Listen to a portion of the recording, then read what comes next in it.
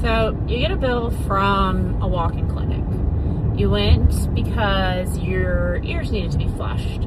And so you go in, you see a provider, they come in, they check you out, they look in your ear, and they're like, yeah, your ear needs flushed.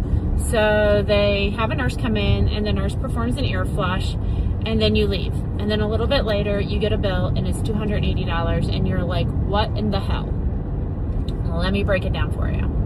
So the first thing that you're paying is actually 3 different items for this one visit. You're paying what they consider to be a professional fee. And so a professional fee is actually for the time that that provider has given you based on the acuity of your care. So it also is based on that provider's expertise. So you may pay a little more for an MD or DO to see you and a little less if it was a nurse practitioner or a physician assistant. The other part of that bill you're going to get is going to be what they call facility charges. Now, one of these in particular is going to be a facility fee itself. That facility fee is pretty much everything else involved in that visit minus the procedure, which is the ear flush. So you are paying a portion of the receptionist, the nurse, keeping the lights on, everything else that has to go into that visit because, I mean, seriously, it just can't be for free. Stay with me though. And then the third thing is you're actually paying for the procedure, which is the ear flush itself. Now, that $280 bill hadn't gone to insurance yet. And so it's the charge to your insurance.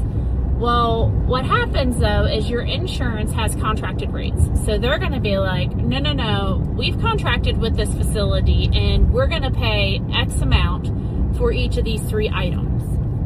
So they may take that $280 bill and now knock it down to $100. And yes, it really can be knocked down that much.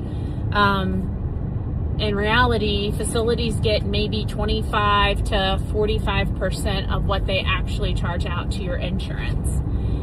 And so now they are getting $100. But you still owe your deductible. So that $100 goes 100% to you because you owe your deductible. Now, if you had your deductible paid, then you would owe your coinsurance. And then the coinsurance would be 20% if that's your coinsurance, so $20, and then your insurance would pay the other 80%, $80. Or you have your out-of-pocket max hit, and then they pay 100%. So whenever you look at that initial bill, first off, don't panic. This is general procedures for insurance companies.